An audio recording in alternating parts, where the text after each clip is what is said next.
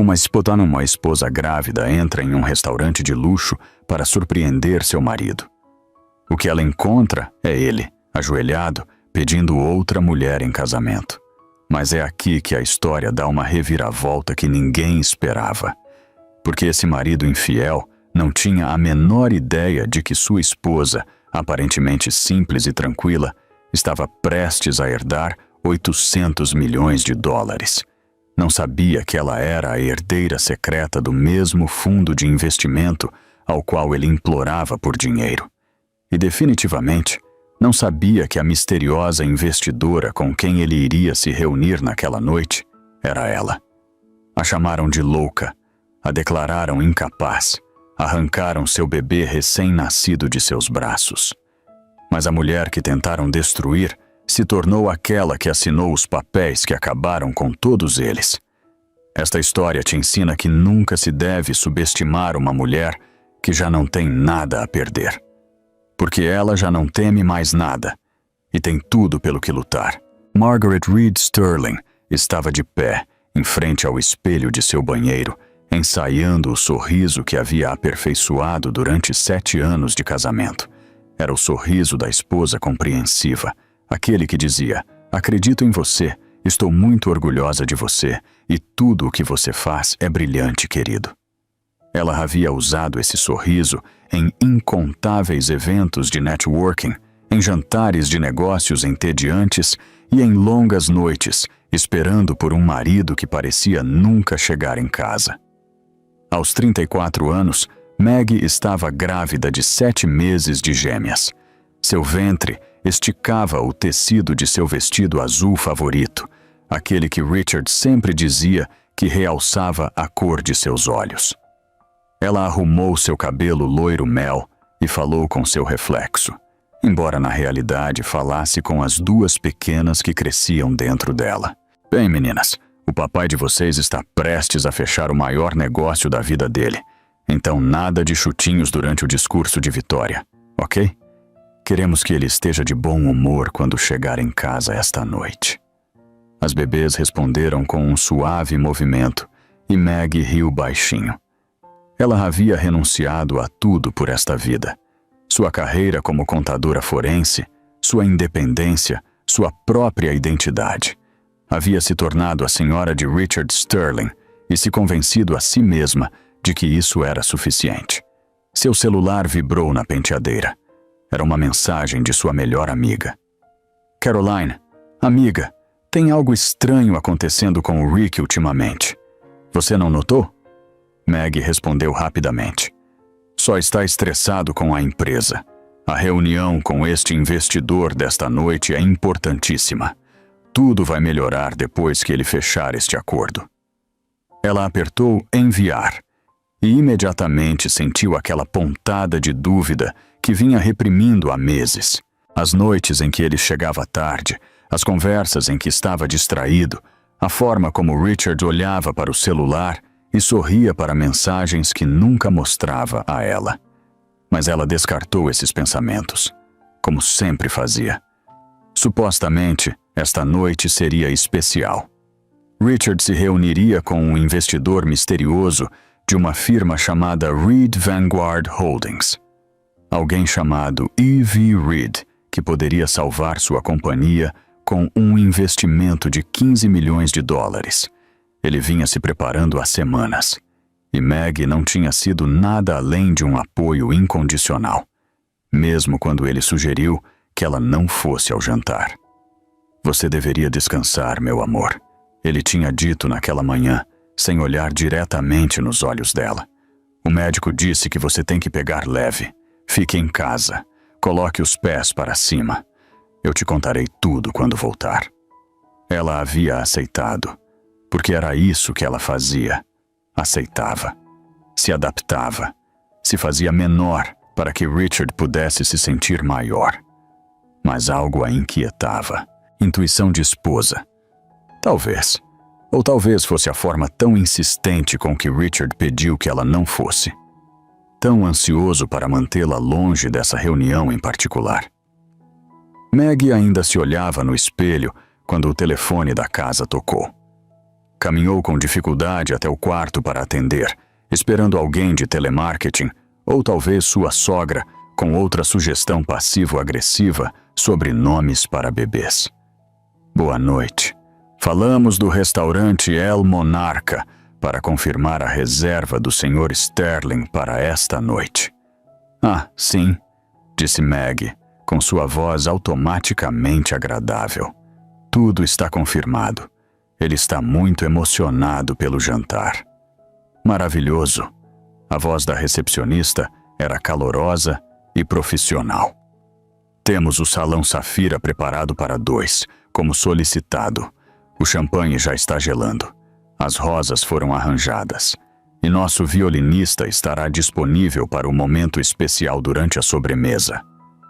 A mão de Maggie apertou o telefone. Desculpe, você disse rosas e um violinista? Sim, senhora. O Sr. Sterling solicitou especificamente o nosso ambiente mais romântico. Disse que esta noite mudaria a vida dele. As palavras atingiram Maggie como um soco. Um ambiente romântico. Mudaria a vida dele. Para 2. Ela conseguiu agradecer à recepcionista e desligar, mas suas mãos tremiam. Supostamente era um jantar de negócios, uma reunião com um investidor. Por que Richard precisaria de champanhe, rosas e um violinista para uma reunião de negócios? A menos que não fosse uma reunião de negócios de jeito nenhum. Maggie se deixou cair na beira da cama, com uma mão apertada contra seu ventre volumoso. As bebês voltaram a chutar, desta vez com mais força, como se pudessem sentir sua angústia. Tinha que haver uma explicação. Richard a amava. Estava emocionado pelas gêmeas. A chamava de meu amor e trazia flores no aniversário. Ele nunca a trairia. Não dessa maneira. Não quando ela estava grávida de suas filhas. Mas enquanto pensava nisso, as lembranças a inundaram. O recibo que encontrou no bolso do paletó dele há 3 meses, de um hotel no centro.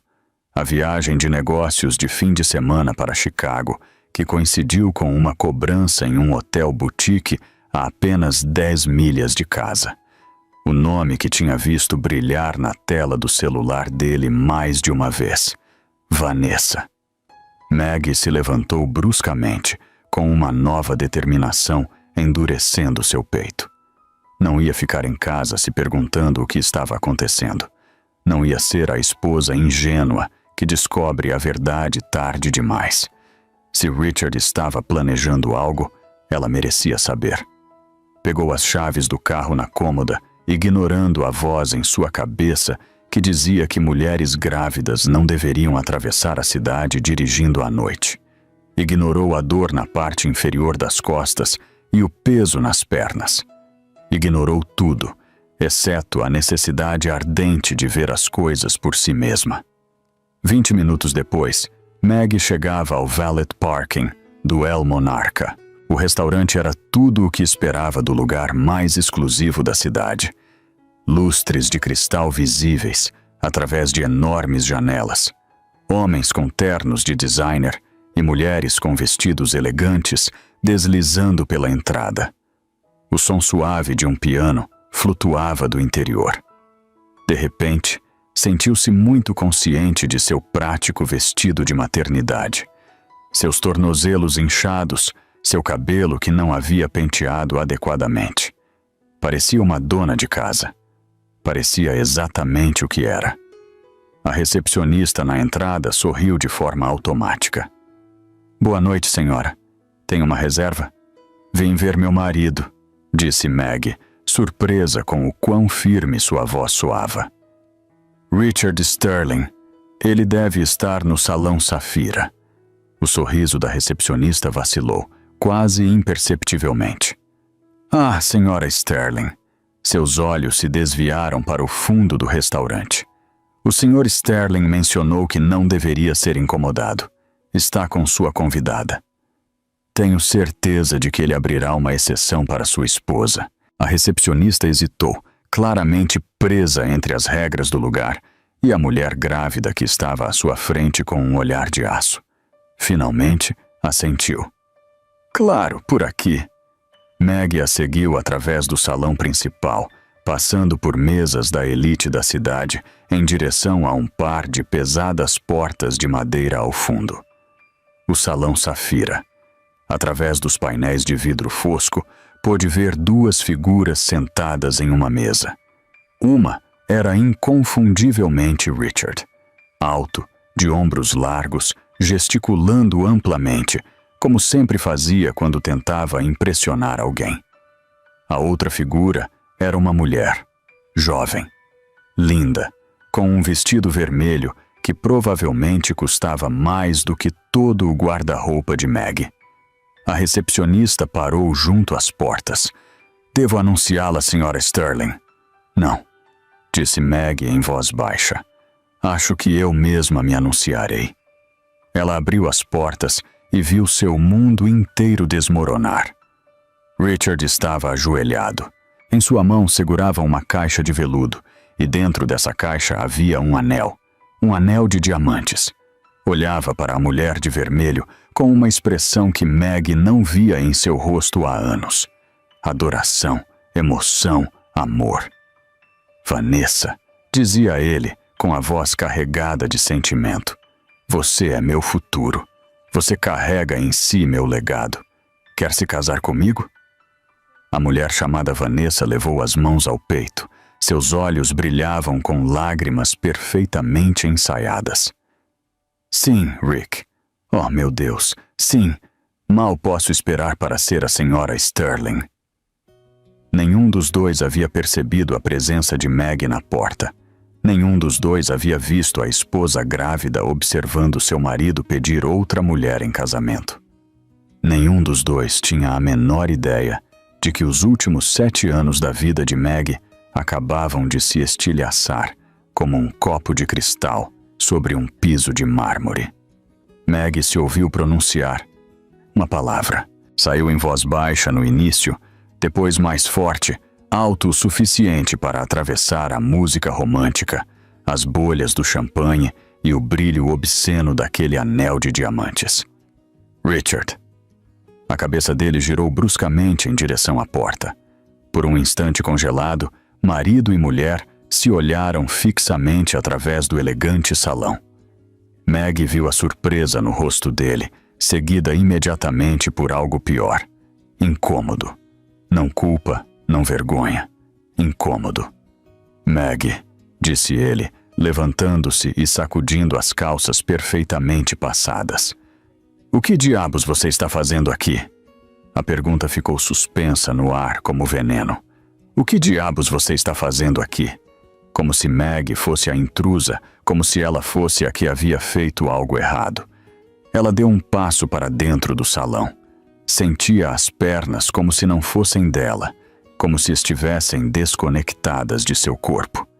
Estava ciente de que a mulher chamada Vanessa a observava com um desprezo que não tentava esconder. Também estava ciente das rosas sobre a mesa, das taças de champanhe e do violino que, por sorte, havia parado de tocar. "O que eu estou fazendo aqui?" repetiu Meg com a voz trêmula. "Sou sua esposa, Richard. Estou grávida das suas filhas. O que você está fazendo aqui?" A mandíbula de Richard se tensou. Olhou para Vanessa e depois novamente para Meg, calculando claramente seu próximo movimento. Quando voltou a falar, sua voz havia mudado para aquele tom suave e razoável que usava nas negociações.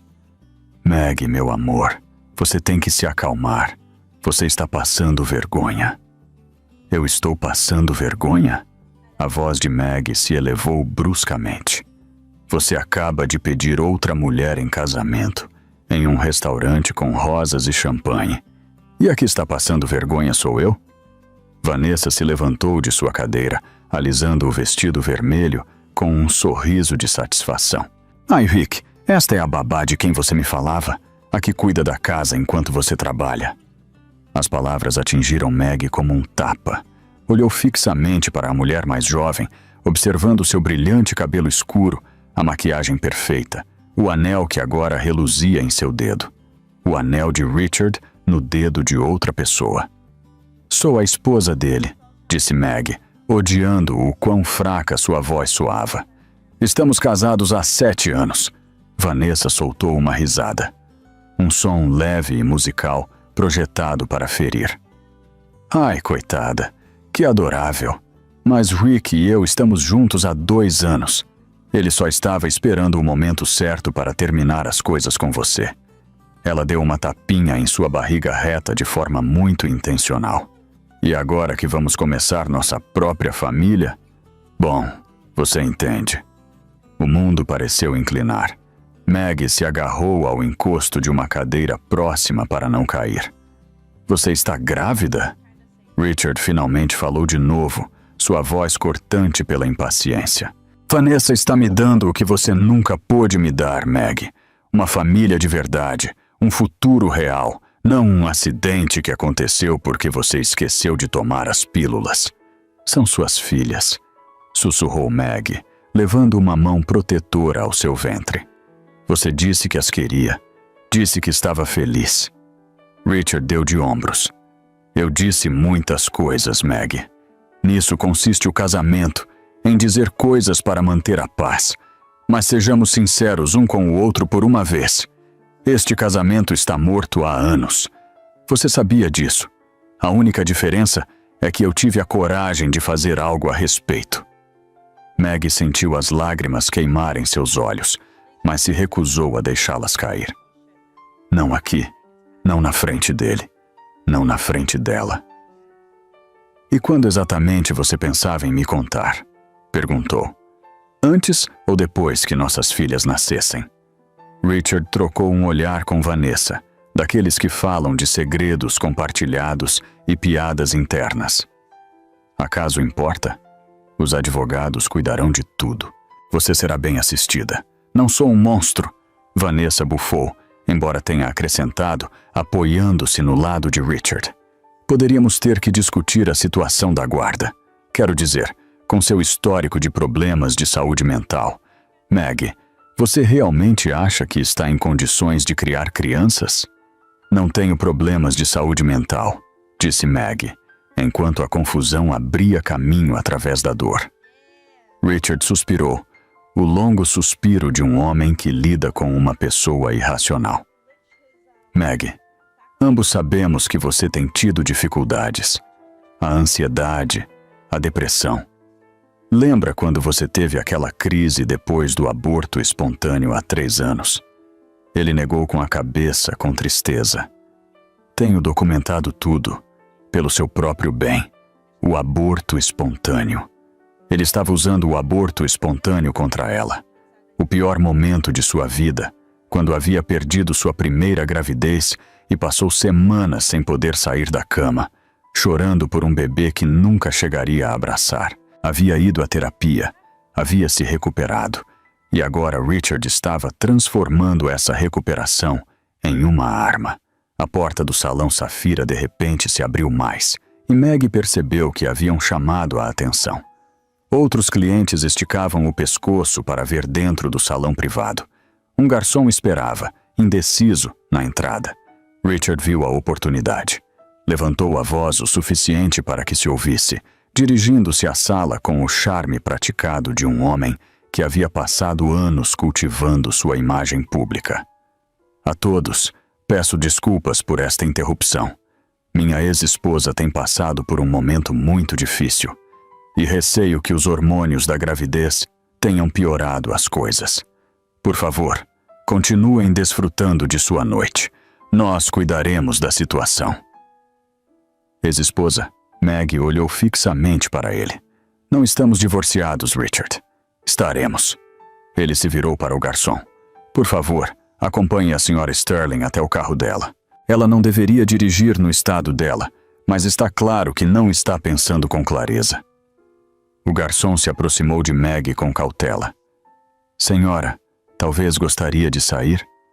Maggie olhou ao redor, para os clientes ricos que desviavam o olhar, para o sorriso presunçoso de Vanessa, para a expressão fria e desprezível de Richard.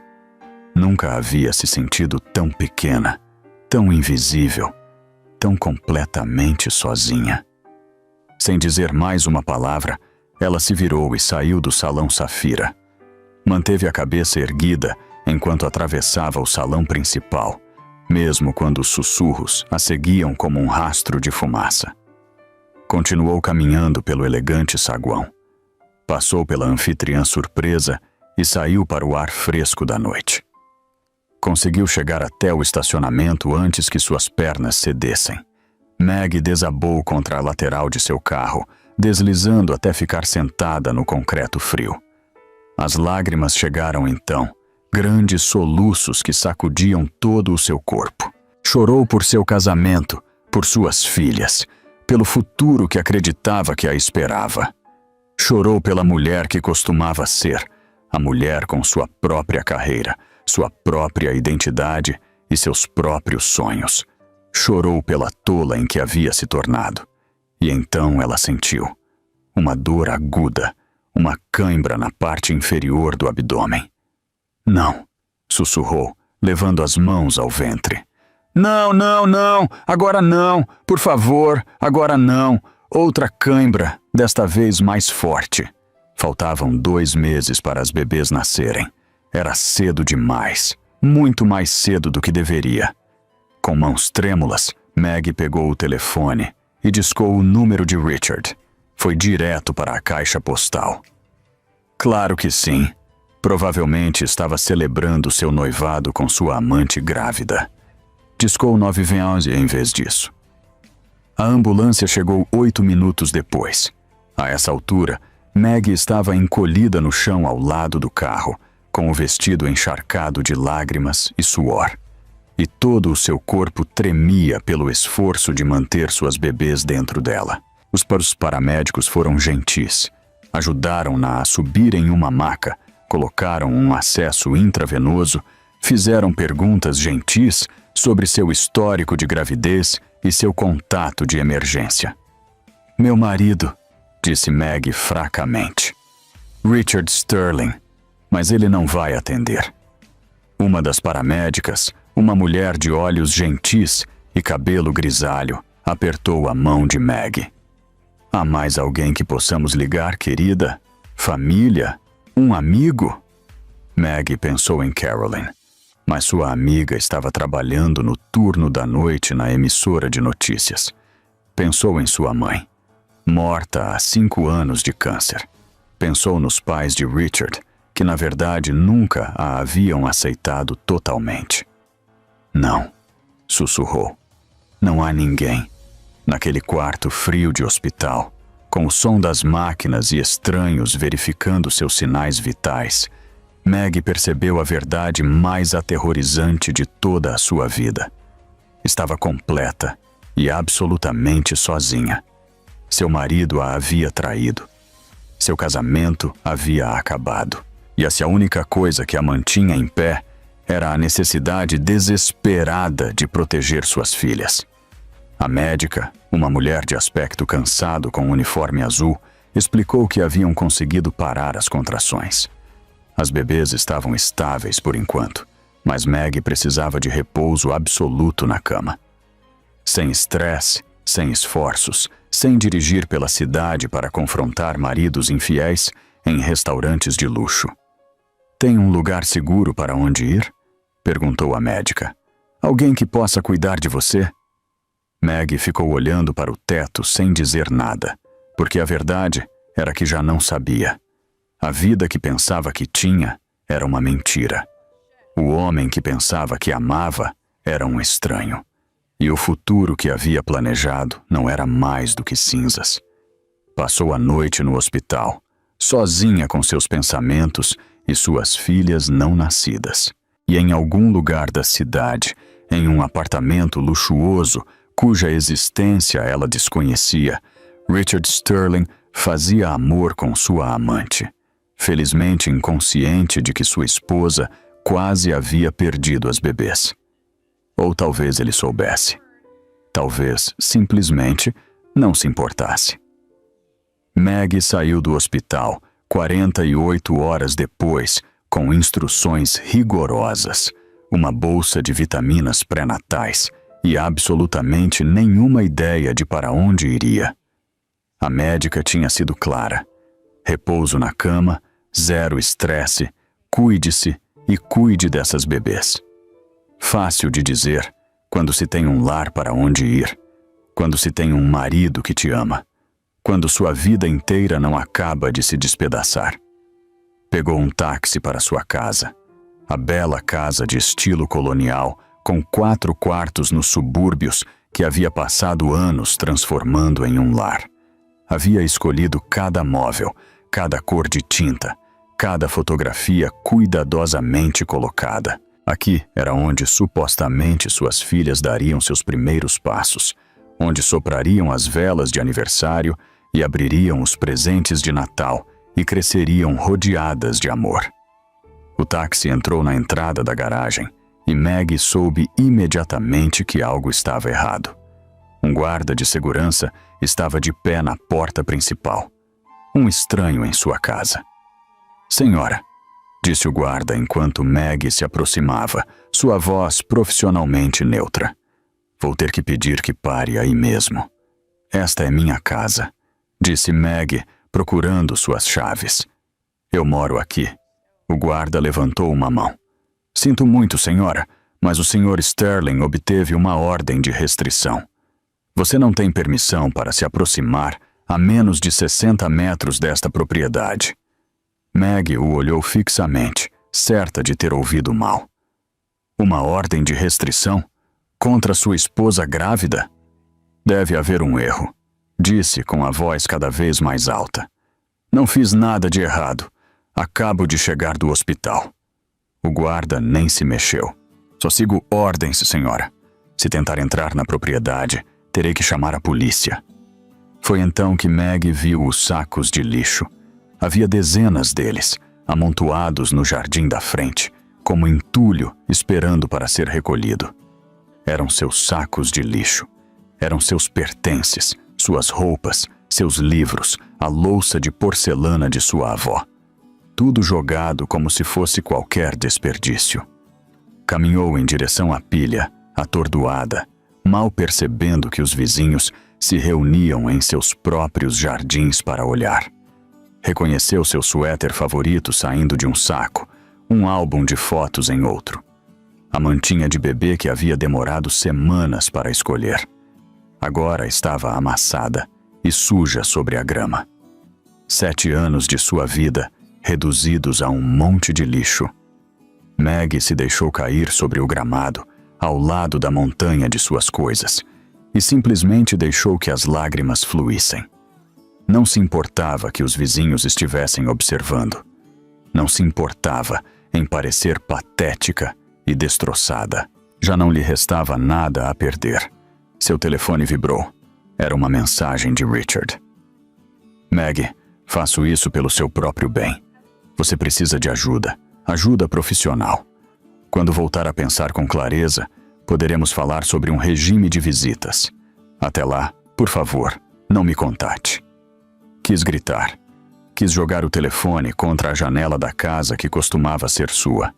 Mas, em vez disso, ficou ali sentada, rodeada de sacos de lixo, tentando compreender como sua vida havia desmoronado de uma forma tão absoluta.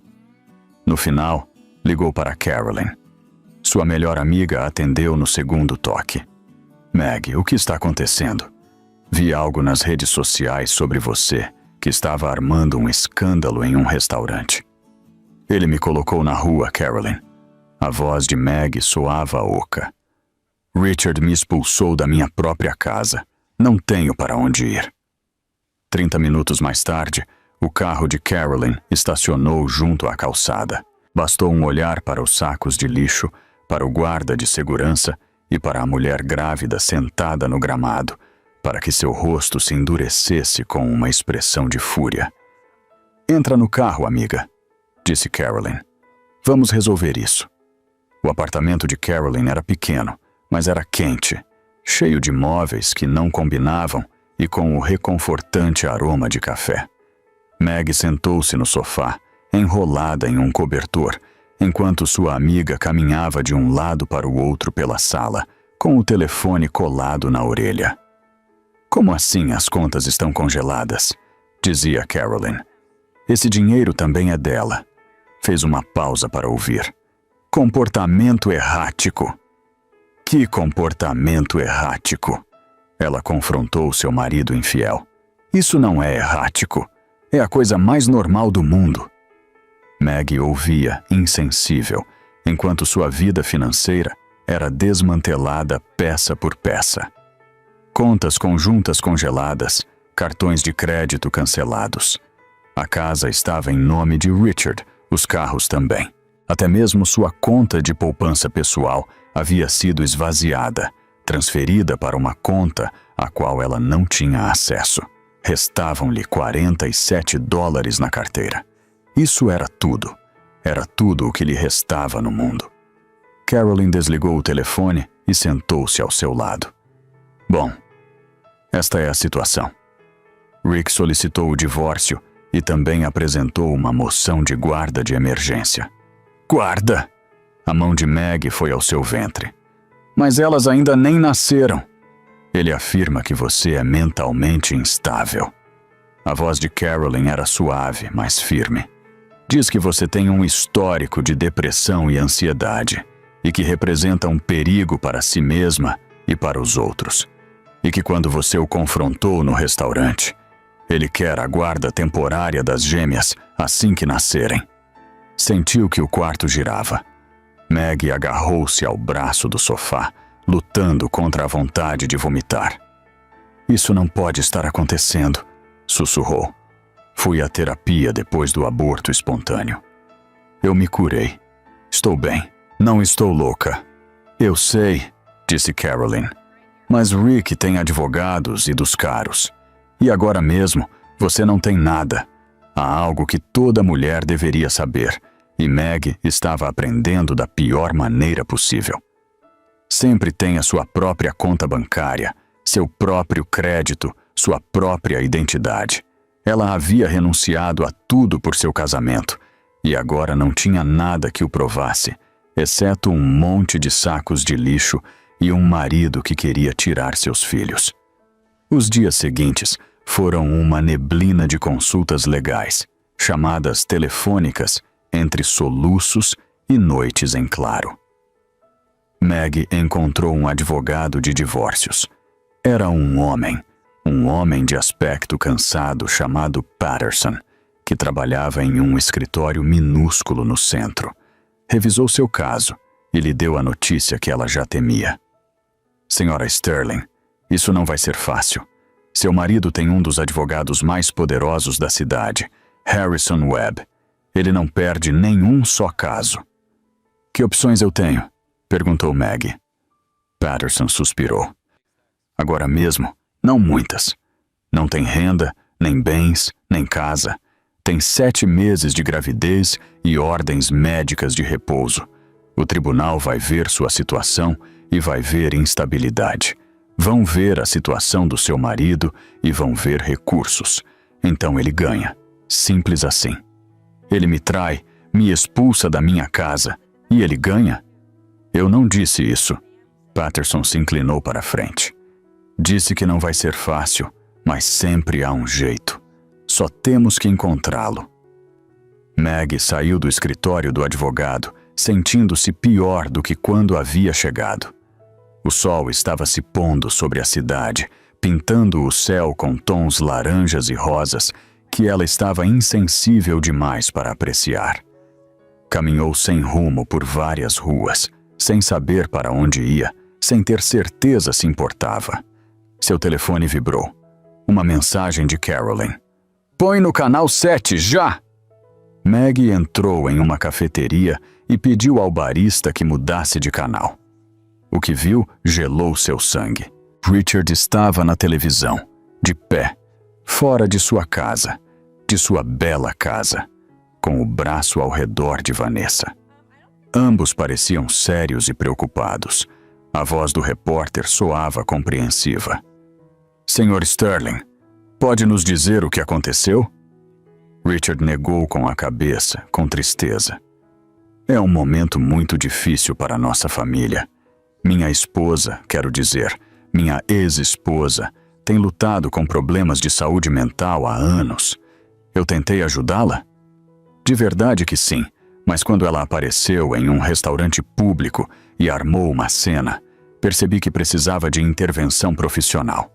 E quanto às acusações de que o senhor tinha um caso? A expressão de Richard se tornou magoada. Não vou dignificar isso com uma resposta. Vanessa é minha sócia e uma amiga. O fato de minha ex-esposa fazer tais acusações apenas demonstra o quão perdida ela está. Vanessa se aproximou do microfone. Sua voz derramava uma falsa preocupação. Só queremos o melhor para os bebês.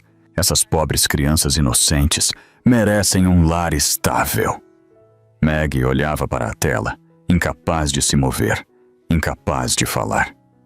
Estava mentindo. Estava mentindo na televisão nacional e todo o mundo estava acreditando nele.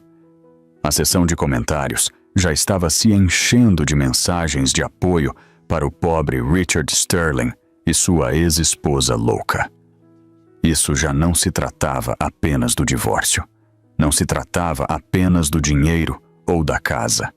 Nem sequer dos bebês. Tratava-se de que toda a sua identidade, toda a sua verdade estava sendo apagada e substituída por uma mentira. E não tinha nem a mínima ideia de como se defender. 3 semanas após a pior noite de sua vida, Maggie finalmente sentiu algo mais do que desespero. Sentiu uma faísca de esperança.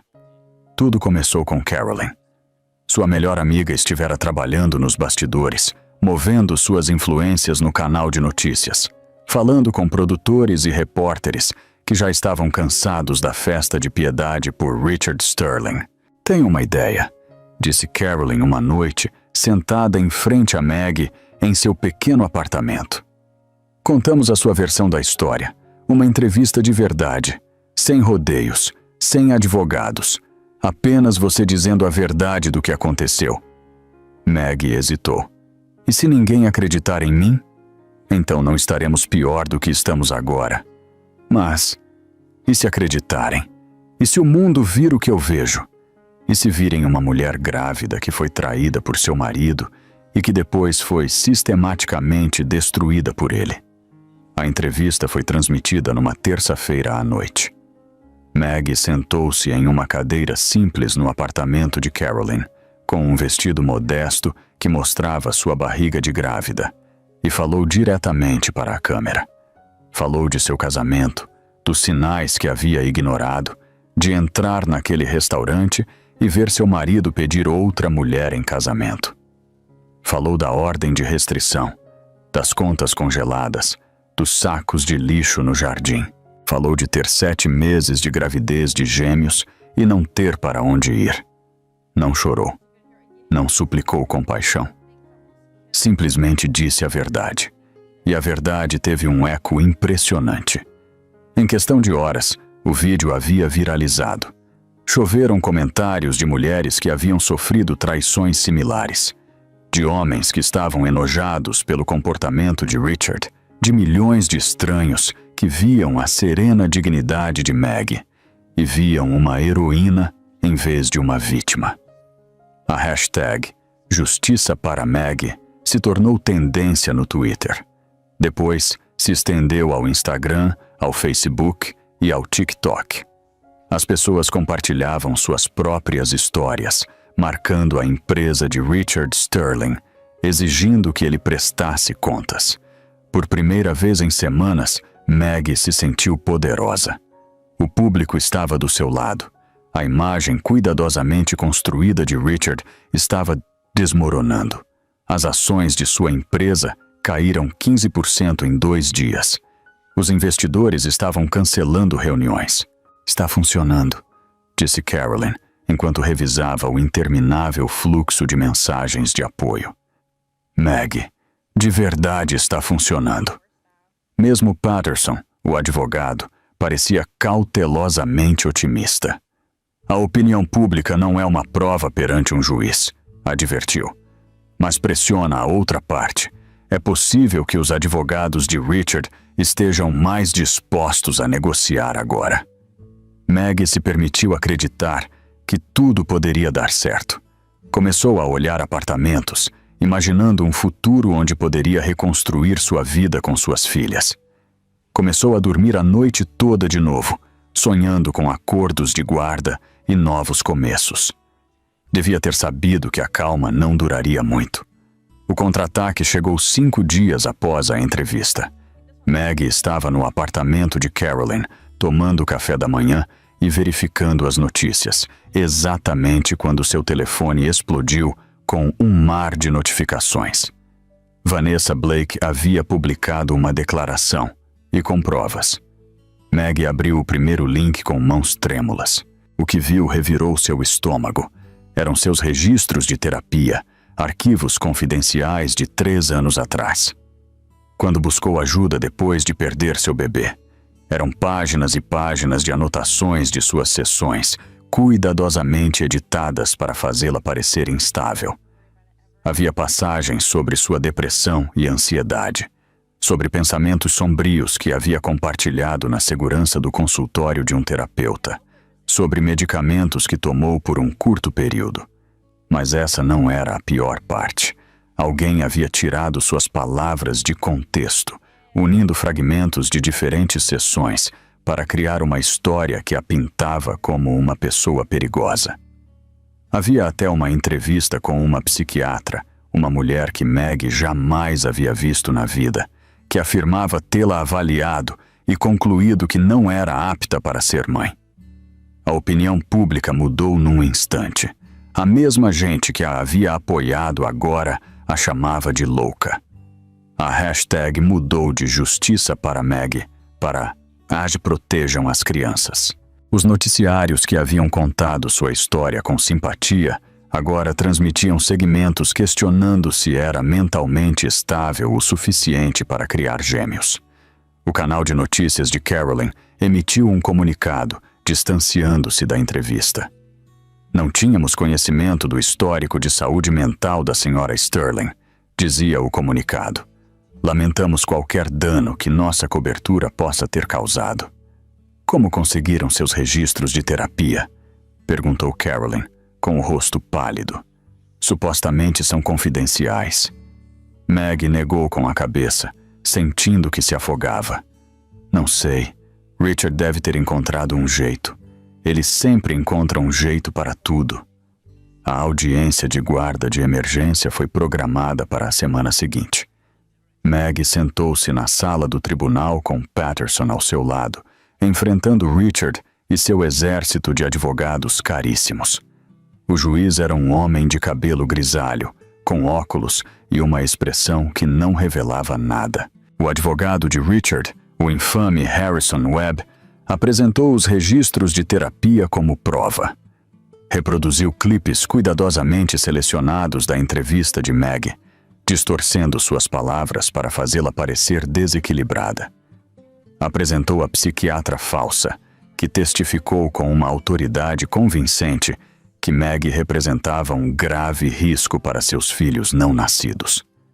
Patterson fez o que pôde. Opôs-se aos registros obtidos ilegalmente. Assinalou que Maggie estivera estável durante anos. Argumentou que os hormônios da gravidez e o estresse extremo não eram o mesmo que uma doença mental. Mas o juiz já havia tomado uma decisão. Dada a preocupante evidência sobre o histórico de saúde mental da senhorita Sterling, o tribunal determina que a guarda temporária deve ser outorgada ao Sr. Sterling após o nascimento das crianças. Isto é para a segurança e o bem-estar dos menores. Maggie se ouviu gritar: "Não podem levar minhas bebês, nem sequer dei à luz ainda." O juiz a olhou com algo que poderia ter sido piedade. "Senhora Sterling, esta ordem é projetada para proteger seus filhos. Recomendo encarecidamente que busque ajuda profissional." Foi escoltada para fora da sala pelos oficiais de justiça. Os flashes das câmeras estouravam em seu rosto, enquanto os repórteres lhe gritavam perguntas. Ouviu alguém gritar: "Maggie, você realmente é perigosa." Caiu nas escadas do tribunal. Não lembrava de ter caído. Só o golpe seco do concreto contra seus joelhos e palmas. E logo, Umas mãos fortes a seguraram pelos braços. E depois, o lamento da sirene de uma ambulância em algum lugar ao longe. A segunda visita ao hospital em 1 mês. Os mesmos médicos preocupados. As mesmas máquinas que apitavam. A mesma solidão esmagadora. Mas desta vez, algo havia se quebrado dentro de Meg. Algo fundamental e insubstituível. Jazia em sua cama de hospital, olhando fixamente para o teto. Tentou imaginar um futuro em que voltava para a casa do hospital com suas bebês e ninguém as tirava dela. Não conseguia imaginar. Não conseguia imaginar absolutamente nada. O hospital deu alta a Meg com um folheto sobre depressão pós-parto e um encaminhamento para um psiquiatra, como se seus problemas pudessem ser resolvidos com pílulas e sessões de terapia. Como se o verdadeiro problema não fosse o marido que havia desmantelado sistematicamente toda a sua existência. Carolyn a esperava no saguão, mas sua expressão era tensa. Antes que Meg pudesse perguntar o que acontecia, sua amiga levantou o telefone. "O canal me demitiu", disse Carolyn em voz baixa. "Disseram que minha cobertura da sua história demonstrou falta de julgamento jornalístico." Tentou sorrir. "Suponho que agora as duas estamos desempregadas, Carolyn." "Sinto muito." Meg sentiu os olhos se encherem de lágrimas. "Tudo isso é minha culpa." "Não." A voz de Carolyn foi firme. "Tudo isso é culpa de Richard e ele vai pagar por isso. Não sei como ainda, mas vai pagar." Voltaram para o apartamento de Carolyn, mas até esse refúgio era temporário. Sem trabalho, Carolyn não podia pagar o aluguel. Restavam-lhe talvez 2 meses antes que o proprietário começasse a fazer perguntas. Meg não tinha nada, nem dinheiro, nem casa, nem esperança. Estava grávida de 8 meses de uns bebês que a corte já havia decidido tirar dela. A mídia a havia pintado como uma louca, abandonada por seu marido e traída por um sistema que deveria protegê-la.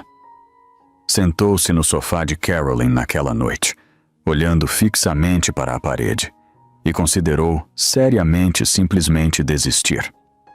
Não se machucar. Nunca faria isso com suas bebês. Mas talvez apenas se deitar e deixar que o mundo passasse por cima dela. Talvez aceitar que Richard havia ganhado, que sempre ganharia, que não tinha sentido lutar contra alguém que tinha todo o dinheiro, todo o poder e todos os advogados. Foi o momento mais baixo de sua vida, ainda mais baixo que a perda de seu bebê, mais baixo que as escadas do tribunal. Mais baixo que os sacos de lixo no gramado, porque desta vez não estava apenas de luto por uma perda, estava de luto por si mesma.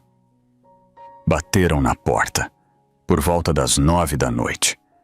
Carolyn estava trabalhando em um turno numa cafeteria que tinha pego para ganhar dinheiro extra, então Meg se arrastou para abrir. Uma mulher idosa estava de pé no corredor. Era pequena e magra, com o cabelo prateado recolhido em um coque impecável e uns olhos azuis brilhantes que pareciam ver tudo. Segurava uma caçarola.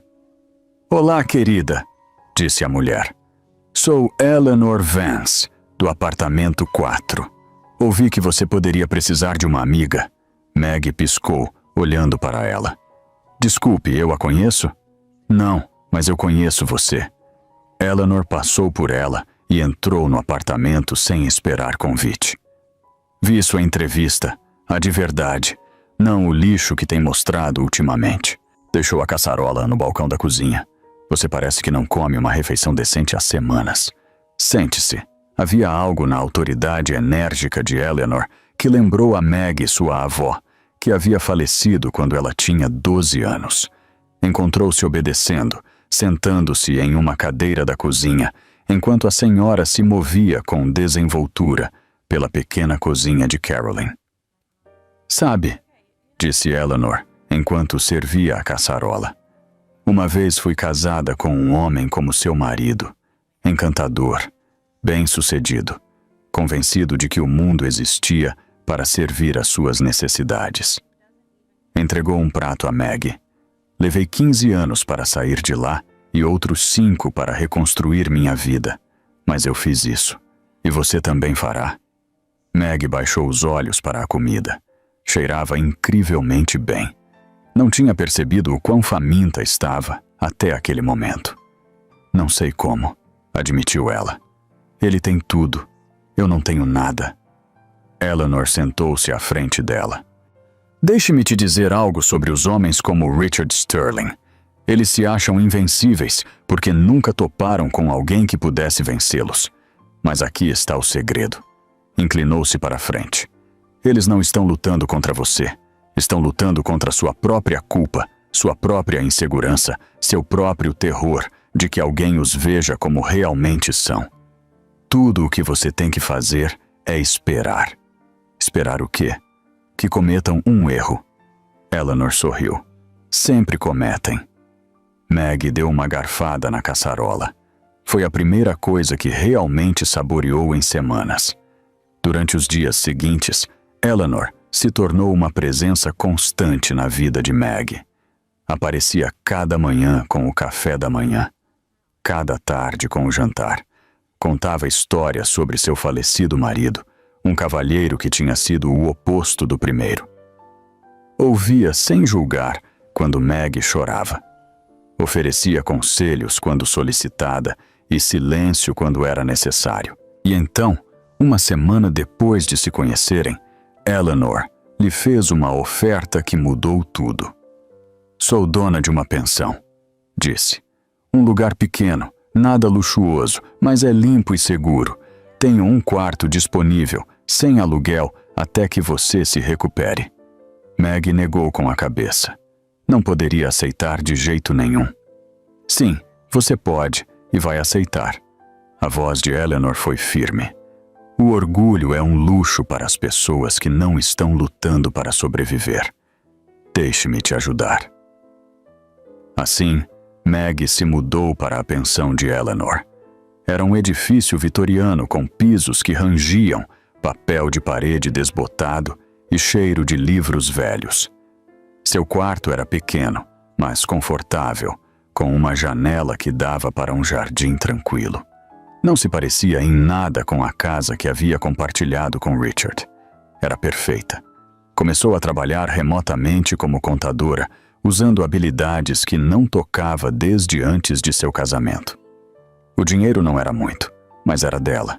Começou a assistir às audiências de guarda com a cabeça erguida, mesmo quando o juiz decidia contra ela uma e outra vez. Começou a acreditar, lenta e cautelosamente, que talvez Eleanor tivesse razão. Talvez Richard cometesse um erro. A carta chegou 3 semanas depois. Vinha em um envelope oficial, com o logo de uma empresa que Maggie não reconheceu. Reed Vanguard Holdings, a mesma firma da qual Richard estivera tentando obter um investimento. A firma cujo misterioso fundador, E.V. Reed, nunca apareceu àquela fatídica cena. Maggie quase a jogou fora, assumindo que era correspondência indesejada ou alguma piada cruel. Mas algo a fez duvidar. Algo. Sua mente lutava para processar palavras que não faziam nenhum sentido. Prezada senhorita Margaret Reed Sterling, começava a carta. Escrevemos para informá-la de um assunto de considerável importância legal e financeira, relacionado com o patrimônio de seu falecido pai, James Edward Reed. O pai de Maggie. Havia morrido há 10 anos. Tinha sido um operário de fábrica que dirigia uma caminhonete e levava seu almoço em um saco de papel todos os dias. Não havia deixado nenhum patrimônio, quase. Havia deixado dinheiro suficiente para cobrir o funeral. Nossos registros indicam que o Sr. Reed foi o fundador original da Reed Manufacturing, Incorporated, em 1965.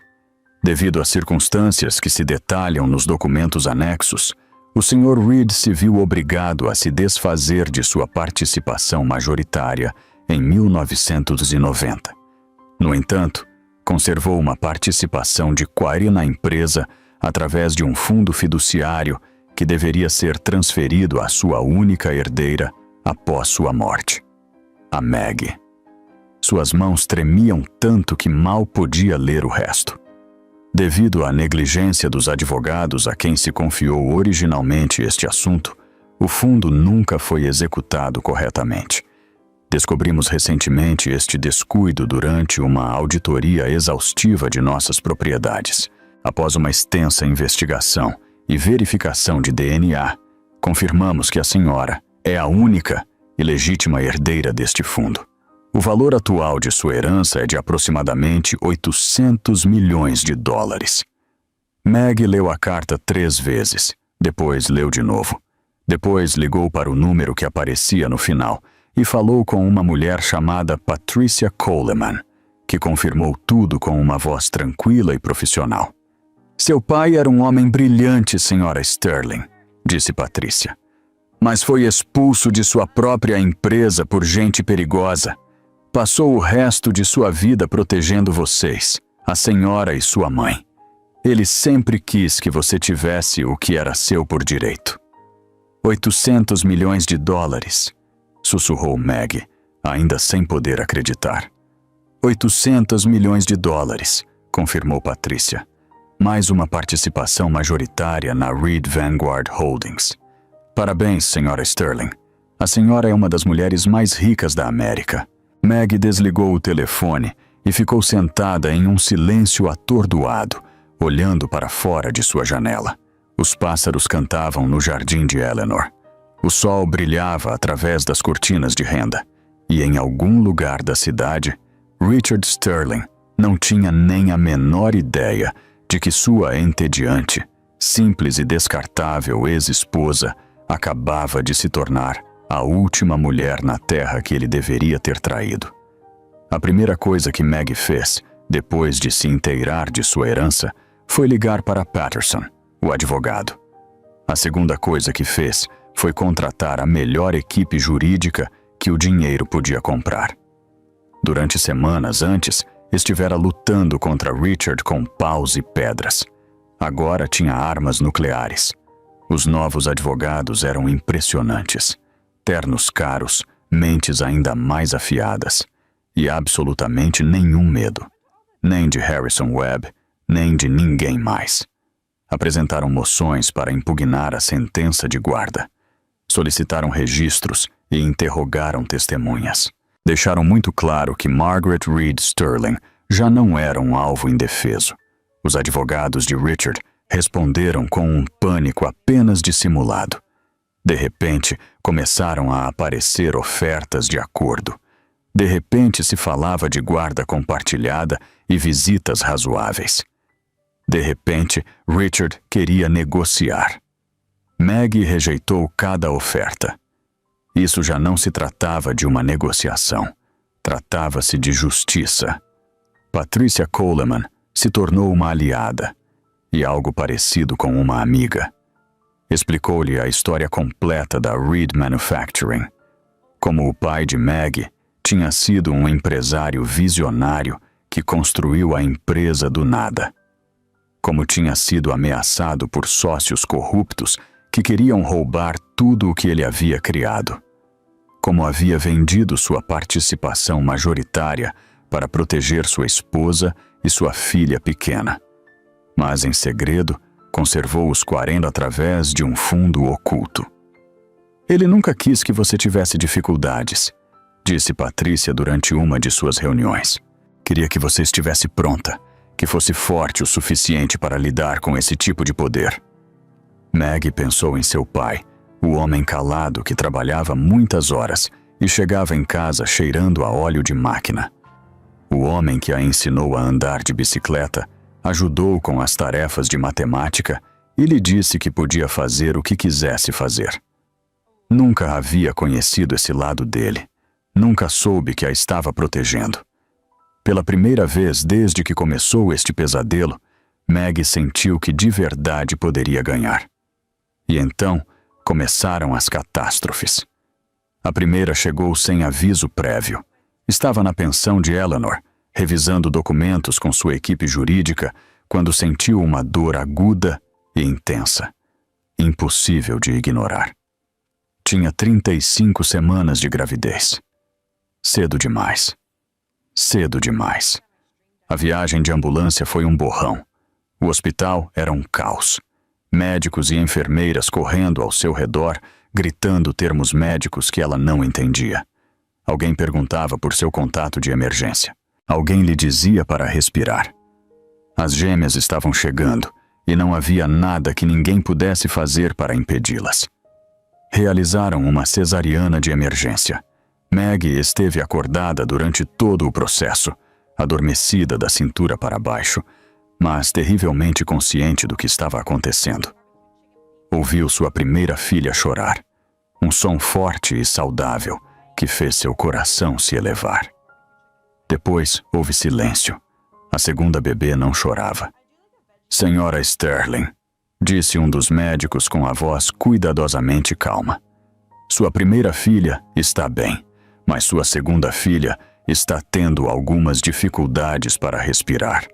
Precisamos levá-la para a unidade de terapia intensiva neonatal." Deixaram que Maggie segurasse sua primogênita durante exatamente 130 segundos. Um rostinho rosado e diminuto. Os olhos fechados com força. Uma mecha de cabelo escuro. A chamou de Lily, como sua avó. Depois também levaram Lily. As 48 horas seguintes foram as mais longas da vida de Maggie. Lily estava estável, ficando mais forte a cada hora. Mas Rose, sua segunda filha, lutava pela vida. Os médicos usavam palavras como dificuldade respiratória, terapia com surfactante e prognóstico reservado. Disseram a Maggie para se preparar. Ela não dormiu. Sentou-se na UTI neonatal, vendo sua pequena filha respirar através de tubos e cabos, e rezou a todos os deuses de que tinha ouvido falar. Foi então que chegou a segunda catástrofe. Uma enfermeira entrou na UTI com uma expressão estranha no rosto. "Senhora Sterling, há algumas pessoas aqui do tribunal que querem vê-la." Maggie levantou o olhar, confusa e exausta. "O tribunal?" 2 oficiais de justiça esperavam no corredor atrás deles. Havia uma mulher do Serviço de Proteção à Criança e um homem de terno que se apresentou como o advogado de Richard. "Senhora Sterling", disse a mulher da proteção infantil com voz profissionalmente neutra. "Temos uma ordem judicial que concede a guarda de emergência de sua filha Lily ao pai dela." Maggie a olhou fixamente, certa de ter ouvido mal. "O quê? Acabo de dar à luz. Estou no hospital. O tribunal determinou isso esta manhã." O advogado lhe entregou um documento. Dada sua incapacidade devido aos procedimentos médicos, ao Sr. Sterling foi concedida a guarda temporária com efeito imediato. "Não podem fazer isso." A voz de Maggie se transformou em um grito. "Não podem levar minha bebê. Estou aqui mesmo. Sou a mãe dela." Mas sim, podiam. E o fizeram. A segurança do hospital escoltou o grupo até o berçário onde Lily dormia tranquilamente. Maggie o seguiu, mal podendo caminhar, ainda sangrando de sua cesariana, suplicando para que parassem. Não pararam. Viu como levavam sua filha. Viu o advogado de Richard sorrir enquanto passava ao lado dela com Lily nos braços. Desabou no corredor do hospital, gritando até que as enfermeiras vieram sedá-la. Quando acordou, foi para a terceira catástrofe. Richard estava na televisão. De novo, uma coletiva de imprensa. Desta vez transmitida ao vivo das escadarias da sede de sua empresa. Estava de pé atrás de um pódio com Vanessa ao seu lado, ambos com um aspecto apropriadamente sombrio. "Quero abordar as recentes revelações sobre minha ex-esposa", disse Richard com a voz gotejando falsa preocupação. "Como muitos de vocês sabem, ela recebeu uma herança importante. Embora eu me alegre por sua sorte financeira, me preocupa profundamente que esteja usando este dinheiro para realizar uma vingança contra mim, em vez de focar em sua saúde mental. Os repórteres gritavam perguntas. Richard levantou a mão. Além disso, fiquei sabendo que minha ex-esposa esteve envolvida em um enorme esquema de fraude. Ela tem feito afirmações falsas sobre uma herança a qual não tem nenhum direito legal. Minha equipe jurídica está investigando e esperamos que sejam apresentadas acusações criminais. Meg assistia da cama do hospital. Rose ainda em cuidados intensivos. Lily já tinham levado. Viu seu marido mentir para o mundo com cara séria.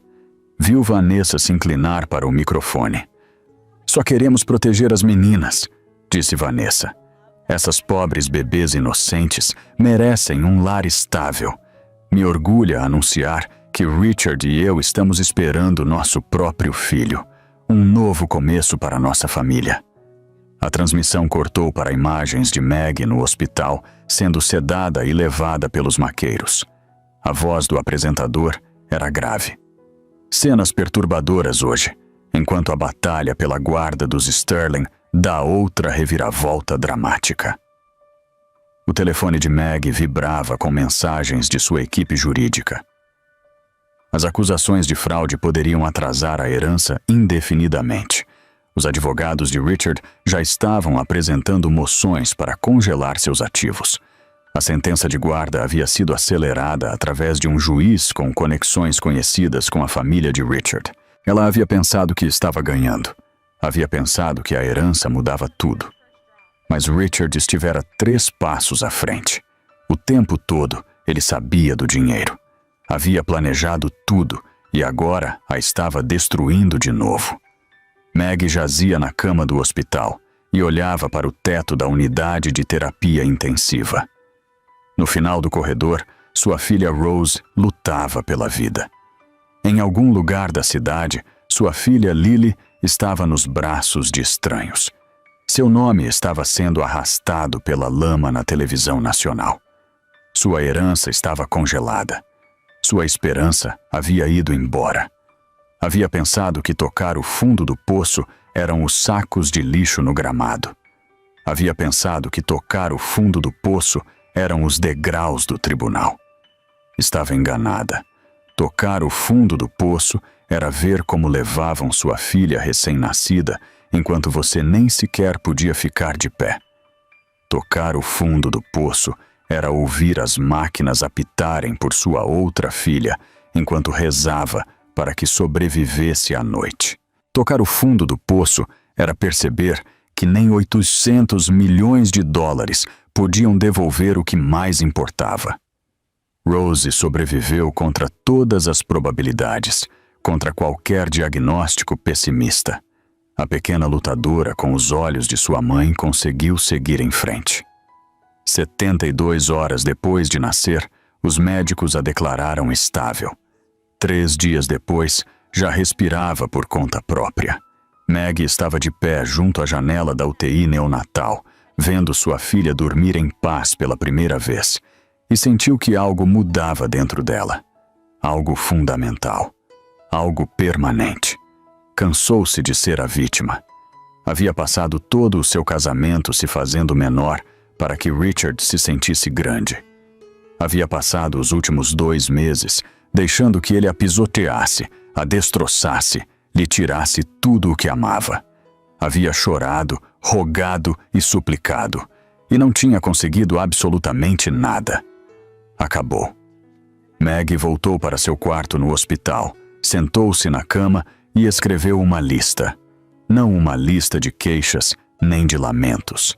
Uma lista de ações, passos que ia tomar, gente que ia contatar. Um plano de batalha. Seu telefone tocou. Era Patricia Coleman. Meg, ouvi o que aconteceu. A voz de Patricia estava tensa com uma fúria que mal podia controlar. Temos que falar de estratégia.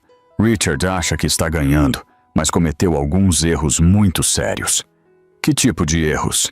Apresentou essas acusações de fraude sem investigar bem. Minha equipe jurídica já confirmou que sua herança é legítima. Os documentos do fundo são inquebráveis. Não importa que juiz ele tenha subornado, nem que história tenha vendido para a mídia. Nada disso muda o fato de que você é a herdeira de James Reed. Meg sentiu uma faísca de esperança. Podemos nos defender. Podemos fazer muito mais do que nos defender. Patrícia fez uma pausa. Meg, estive investigando os negócios do seu marido e da Innovate AI. Não só está fracassando, ele está cometendo crimes ativamente. Lavagem de dinheiro, fraude de valores mobiliários, espionagem corporativa. A evidência está aí. Se soubermos onde procurar, como a buscamos? Eu tenho gente, disse Patrícia. Investigadores, contadores forenses, fontes dentro da empresa dele. Me dê uma semana, talvez menos. Teremos tudo o que precisamos. Meg desligou e imediatamente ligou para Carolyn. Sua amiga atendeu no primeiro toque. Vi a coletiva de imprensa, disse Carolyn. Aquele pedaço de lixo mentiroso. O que você precisa? Preciso que você me ajude a contar minha história. A história real. Não uma história de vítima, uma história de vingança. Carolyn guardou silêncio um momento e logo riu. Agora sim estamos conversando. Durante a semana seguinte, Meg armou sua equipe. Patrícia trouxe investigadores e advogados. Carolyn contatou jornalistas que já suspeitavam da versão de Richard desde o início. Eleanor, surpreendentemente, as conectou com um investigador particular com quem seu falecido marido havia trabalhado em seus dias no FBI. A evidência começou a se acumular. Vanessa Blake não estava grávida. Nunca esteve. Os registros médicos demonstraram que havia estado fingindo a gravidez durante meses, usando-a como alavanca para manter Richard comprometido com seu relacionamento. A barriguinha de grávida era puro enchimento. As fotos do ultrassom ela havia baixado da internet. Tudo era um engano muito bem montado. Mas isso era só o começo. Richard vinha lavando dinheiro através da Innovate AI durante anos. Milhões de dólares circulando por empresas fantasmas e contas no exterior. O algoritmo original, aquele que supostamente ia revolucionar a logística, havia sido roubado de um concorrente. A empresa não só estava fracassando, era uma organização criminosa. E Vanessa? Ela vinha vendendo segredos da companhia para a Logicor, o principal rival da Innovate AI. Os registros bancários mostravam pagamentos que somavam mais de 2 milhões de dólares para suas contas pessoais. Ela vinha enganando Richard enquanto ele achava que a enganava. Meg revisou a evidência com um sentimento próximo da alegria. Seu marido não só era um infiel e um mentiroso, era um criminoso. E criminosos vão para a cadeia. Tem mais? Disse o investigador particular durante uma de suas reuniões de estratégia. Era um homem durão chamado Mitchell, com um rosto que parecia ter visto de tudo. Seu marido tem estado em contato com um juiz, o mesmo juiz que assinou a ordem de guarda. Deixa eu adivinhar, disse Meg. Jogam golfe juntos. Pior que isso, são velhos amigos da faculdade. E há e-mails que sugerem que Richard prometeu ao juiz um posto na diretoria de sua empresa após sua aposentadoria. Isso é suborno, disse Patrícia, abrindo os olhos como pratos. Isso nos dá uma vantagem, corrigiu Meg. O que mais temos? Mitchell deslizou uma pasta sobre a mesa. Seu marido está desesperado. A Innovate AI tem semanas para o colapso total. Ele precisa de dinheiro urgentemente. Tem estado contatando todos os investidores da cidade, mas já se espalhou o boato sobre seus problemas financeiros. Ninguém quer negociar com ele. Exceto uma firma, acrescentou Patrícia com um pequeno sorriso nos lábios. Reed Vanguard Holdings. Ele tem enviado petições há semanas. Não tem ideia de que estamos conectadas. Meg sentiu um plano se formar em sua mente. Algo elegante, algo demolidor. Organizem uma reunião, disse. Digam a ele que a Reed Vanguard está interessada. Digam a ele que queremos discutir um investimento de 15 milhões de dólares. A sorriso de Patrícia se fez maior. Onde deveríamos fazer a reunião? Maggie pensou por exatamente 3 segundos. No restaurante El Monarca, disse. No Salão Safira, o mesmo lugar onde começou tudo isso. E com quem ele deve pensar que vai se reunir? Maggie se levantou e caminhou até a janela. Lá fora, a cidade brilhava com luzes que já não pareciam ameaçadoras, pareciam oportunidades.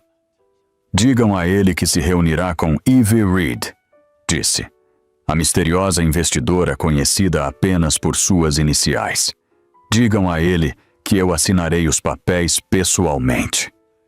O restaurante El Monarca não havia mudado nos 3 meses desde que o mundo de Maggie desabou entre suas paredes. Estavam os mesmos lustres de cristal, a mesma elegância silenciosa, os mesmos clientes abastados com suas roupas de designer. Mas Maggie havia mudado. Ela parou do lado de fora da entrada, reunindo coragem. Usava um vestido de noite azul meia-noite que Patrícia a ajudara a escolher. Seu cabelo estava penteado profissionalmente pela primeira vez em meses. Parecia uma mulher que pertencia a um lugar como aquele. Parecia alguém que Richard Sterling nunca deveria ter subestimado. Patrícia tocou seu braço. Está pronta? Maggie respirou fundo. Vamos acabar com isso. Caminharam pelo salão principal, passando pelas mesas da elite da cidade em direção às pesadas portas de madeira do Salão Safira. A anfitriã reconheceu Maggie desta vez. Seus olhos se abriram com uma mistura de surpresa e respeito. Senhora Sterling? Por aqui. As portas se abriram. Richard estava sentado na mesma mesa onde havia pedido Vanessa em casamento. Usava seu terno mais caro, o cabelo perfeitamente penteado, seu sorriso ensaiado e encantador. Ao seu lado estava Vanessa, com outro vestido vermelho, porque aparentemente era a única coisa que tinha no armário. Ambos levantaram o olhar quando Maggie entrou, e por um momento glorioso, ela viu como a cara de Richard passava de uma antecipação segura a um horror absoluto. Olá, Richard, disse Maggie caminhando até a mesa com uma calma que não sabia que tinha. Olá, Vanessa. Acho que esperavam por Ivy Reed. A boca de Richard abria e fechava como um peixe fora d'água. Vanessa tinha ficado pálida, com as mãos aferradas à borda da mesa. Maggie continuou, sentando-se na cadeira em frente a eles. Essa seria eu. Evelyn Victoria Reed era minha avó. Pensei que seu nome merecia ser lembrado. O que diabos é isso? Richard finalmente conseguiu falar com a voz estrangulada. Alguma espécie de piada? Nenhuma piada. Maggie abriu seu portfólio e deslizou um documento sobre a mesa. Este é um fórum de análise financeira completo da Innovate AI. Mostra 12 milhões de dólares em dívidas, lavagem sistemática de dinheiro através de empresas fantasmas e fraude de valores mobiliários que remonta a 3 anos. Richard pegou o documento. Seus olhos o percorriam freneticamente. Você não pode provar nada disso. Na verdade, sim, posso. Maggie deslizou outro documento. Estes são registros bancários que mostram transferências para contas no exterior em seu nome. Estes são e-mails entre você e seus cúmplices, discutindo como ocultar o dinheiro dos investidores. E esta, acrescentou, deslizando uma terceira pasta. São gravações de chamadas telefônicas onde você admite tudo. Vanessa já estava se afastando de Richard. Seus instintos de sobrevivência se ativaram. Eu não tinha ideia de nenhum problema financeiro. Sou apenas a diretora de marketing. Falando nisso, Maggie se virou para encarar diretamente a amante. Também tenho documentação da sua espionagem corporativa. 2 anos vendendo segredos da Innovate AI para a Logicor. Transferências bancárias totalizando mais de 2 milhões de dólares. E-mails organizando as vendas. Isso é mentira. A voz de Vanessa era estridente. Richard, diga a ela que é mentira. Mas Richard não estava olhando para Vanessa. Olhava a montanha de evidências que Maggie havia reunido e seu rosto tinha ficado da cor de papel velho. Você me armou uma cilada, sussurrou. Toda esta reunião foi uma cilada. Não, Maggie negou com a cabeça. Você armou a cilada para si mesmo, Richard. Cada mentira que você contou, cada pessoa que você traiu, cada crime que cometeu. Tudo isso foi você. Eu só me certifiquei de que todo o mundo finalmente visse. As portas do Salão Safira se abriram de novo. 2 homens com ternos escuros entraram, seguidos por uma mulher com um impecável terno de negócios. Richard Sterling, Vanessa Blake. A agente principal levantou um distintivo. FBI, vocês estão presos por fraude de valores mobiliários, lavagem de dinheiro e espionagem corporativa. Isso é ridículo! Gritou Richard, levantando-se tão rápido que sua cadeira caiu. Não podem fazer isso. Sabem quem eu sou? A expressão da agente não mudou. Sim, senhor. O senhor é um homem que está sob prisão. Por favor, ponha as mãos atrás das costas. Algemaram Richard. Primeiro ele lutou e gritou e exigiu falar com seu advogado, mas os agentes o ignoraram completamente. Depois algemaram Vanessa, que começou a chorar e insistir que era inocente, que Richard a havia obrigado a fazer tudo. Esperem, ofegou Vanessa, voltando-se para Maggie com olhos desesperados. O bebê. Não posso ir para a cadeia. Estou grávida do bebê de Richard, Maggie. Maggie sorriu com doçura. Não está. Seu próprio médico confirmou que você nunca esteve grávida. Tudo foi enchimento, adereços e mentiras. O rosto de Vanessa desmoronou. Richard se virou para ela com um olhar assassino. Você nunca esteve grávida? Eu ia me casar com você. Destruí minha família por você. Você já estava acabando com sua família, retrucou Vanessa. Eu só me aproveitei da situação. Seguiam discutindo enquanto os agentes os conduziam até a porta. Maggie, sentada à mesa, os observava, sentindo-se mais leve do que se sentira em meses ou talvez anos. Richard parou na soleira, olhando-a com algo novo em sua expressão, uma espécie de respeito misturado com ódio. Você planejou tudo isso, disse ele, desde o mesmíssimo princípio. Maggie sustentou o olhar sem piscar. Não, Richard, eu não planejei nada disso. Você criou esta situação quando decidiu que eu era descartável, quando me expulsou da minha casa, quando tentou tirar minhas filhas de mim. Simplesmente me recusei a aceitar o final que você havia escrito para mim. Levaram Richard sem que dissesse mais uma palavra. O salão principal do monarca ficou em um silêncio absoluto. Todos os clientes observavam, com as taças de champanhe a meio caminho dos lábios e as conversas abandonadas. Várias pessoas haviam pegado seus telefones para gravar. Carolyn havia se assegurado de que a imprensa estivesse perfeitamente posicionada. Os principais noticiários tinham suas câmeras prontas. As imagens de Richard Sterling e Vanessa Blake sendo escoltados para a saída do restaurante mais exclusivo da cidade estariam em todas as telas da América à meia-noite.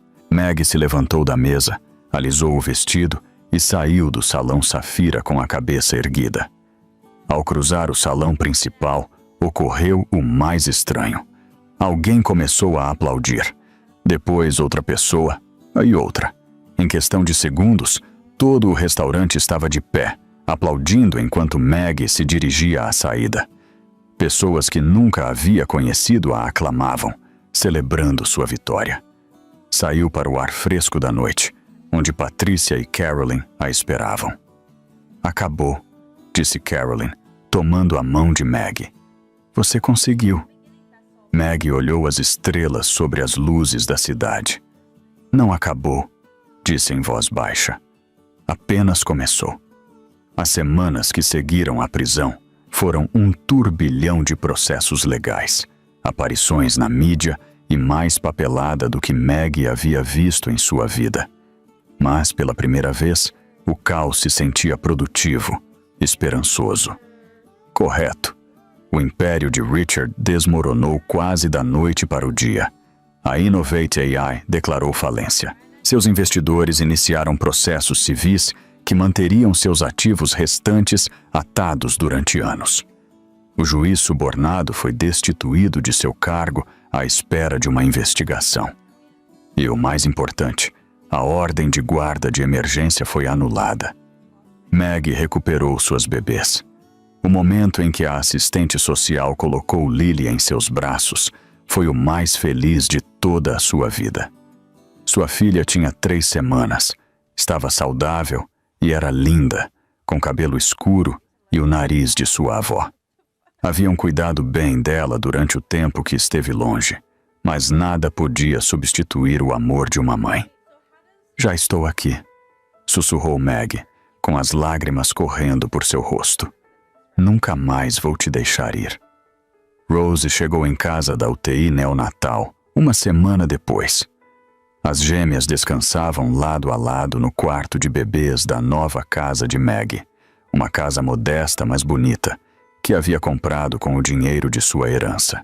Não era uma mansão, não era uma declaração de poder, apenas um lar onde suas filhas poderiam crescer rodeadas de amor.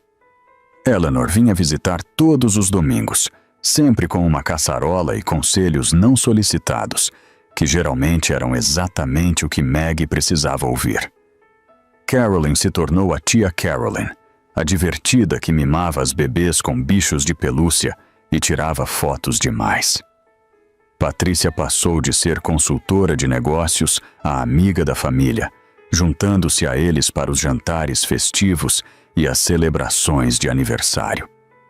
Maggie havia perdido tudo e, entre os escombros, havia encontrado uma família que nunca esperou. Os julgamentos ocorreram ao longo do ano seguinte. Richard se declarou culpado de múltiplas acusações de fraude e lavagem de dinheiro em troca de uma sentença reduzida: 12 anos em uma prisão federal. Seu advogado implorou por clemência, citando suas contribuições à indústria tecnológica e sua falta de antecedentes criminais. A juíza não se comoveu. Sr. Sterling, disse durante a sentença, o senhor fraudou sistematicamente os investidores, destruiu seu casamento, tentou roubar suas filhas da mãe e subornou um juiz em exercício para alcançar seus objetivos. Não mostra remorso nem compreensão do dano que causou. O tribunal o sentencia a 12 anos. Maggie estava na galeria quando a sentença foi anunciada. Não vibrou nem se regozijou. Simplesmente assentiu uma vez. Depois, saiu da sala do tribunal para ir para casa com suas filhas. Vanessa recebeu 8 anos por espionagem corporativa. Tentou negociar, oferecendo testemunho contra Richard, mas não havia nada que pudesse dizer aos promotores que eles já não soubessem. Sua sentença foi coberta amplamente pela mídia sensacionalista, o que parecia apropriado para uma mulher que havia construído sua vida sobre a imagem em vez da substância. A hashtag Justiça para Maggie se tornou tendência de novo, desta vez de forma permanente. Sua história se tornou um símbolo de resiliência, de se defender, de recusar-se a aceitar a narrativa que outra pessoa havia escrito para sua vida. Mulheres de todo o país entraram em contato, compartilhando suas próprias histórias de traição e recuperação. Maggie leu todas as mensagens, respondeu a tantas quanto pôde, e lentamente uma ideia começou a tomar forma. 6 meses depois que os julgamentos foram concluídos, Maggie parou em frente a uma sala de repórteres para anunciar o lançamento da Fundação Reed. Era uma organização sem fins lucrativos, dedicada a ajudar as mulheres a reconstruir suas vidas após o abuso doméstico, a exploração financeira e a intimidação legal. Meu pai construiu algo incrível, disse Maggie com Patrícia de pé, orgulhosa ao seu lado. Viu-se forçado a renunciar a isso para proteger as pessoas que amava. Quero honrar seu legado utilizando o que me deixou para proteger outros. A fundação fornecia ajuda legal, assessoria financeira e moradia de transição para mulheres em crise. Seu primeiro projeto foi renovar a pensão de Eleanor para transformá-la em um abrigo adequado, com a própria Eleanor como administradora da casa. Você me deu um quarto quando mais precisei, disse Maggie à mulher mais velha na cerimônia de inauguração. Agora pode dar esse presente a centenas de pessoas mais. Eleanor enxugou os olhos com um lenço. Seu pai estaria tão orgulhoso de você, querida. Maggie pensou que provavelmente ela também estaria. As gêmeas cresceram rapidamente, como fazem os bebês. Lily era audaciosa e curiosa, sempre tentando alcançar coisas que estavam logo fora de seu alcance. Rose era mais tranquila, mais observadora, contente em ver o mundo com os olhos pensativos de sua avó. Eram diferentes como a noite e o dia, e Maggie as amava com cada fibra de seu ser. Aprendeu a ser mãe em seus próprios termos. Não a esposa perfeita que havia tentado ser com Richard, não a vítima indefesa que a mídia havia retratado, mas algo novo, algo mais forte. Uma mulher que havia caminhado através do fogo e havia saído com suas filhas nos braços e a cabeça erguida. Houve dias difíceis, dias em que as meninas não dormiam e a papelada se acumulava, e Maggie se perguntava se estava fazendo algo disso certo. Dias em que sentia falta de ter um companheiro, alguém com quem compartilhar os fardos. Mas nunca sentiu falta de Richard, nem uma só vez, nem por um só momento. Porque Richard nunca havia sido um companheiro. Havia sido um parasita que se alimentava de sua bondade, sua confiança e sua disposição em se fazer pequena. Ela lhe havia dado tudo, e ele o havia usado para tentar destruí-la. A vitória não se trata de destruir seus inimigos, escreveu Maggie em seu diário uma noite, depois que as gêmeas finalmente dormiram. Trata-se de proteger o que importa, de construir algo que sobreviva à dor, de se tornar a pessoa que sempre deveria ser. Tinha 35 anos, tinha 2 filhas lindas, um propósito significativo e mais dinheiro do que poderia gastar em 10 vidas. Mas nada disso era o que a fazia feliz. O que a fazia feliz era saber que havia sobrevivido, que havia lutado, que havia ganhado. 1 ano após a prisão no Monarca, a Fundação Reed celebrou seu primeiro baile de gala anual. O evento foi espetacular, sob qualquer ponto de vista.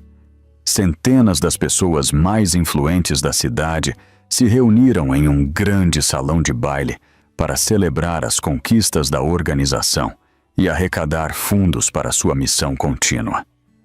Maggie subiu ao pódio, observando a multidão. Viu Patrícia em uma mesa perto da frente, radiante de orgulho. Viu Carolyn acenando com entusiasmo da sessão de imprensa. Viu Eleanor enxugando as lágrimas. E ao fundo da sala viu um homem que não reconheceu. Alto, de cabelo escuro e olhos gentis, que a observava com uma expressão que não pôde decifrar totalmente. Quando estava no meu ponto mais baixo, começou Maggie com sua voz clara e firme. Alguém me disse para esperar, porque homens como meu ex-marido sempre cometem erros. Que tudo o que tinha que fazer era sobreviver o tempo suficiente para ver isso. Fez uma pausa, deixando que as palavras se assentassem. Mas aprendi algo diferente. Sobreviver não é algo passivo. Não é apenas esperar que o mundo mude. Sobreviver é lutar a cada dia pela vida que você merece.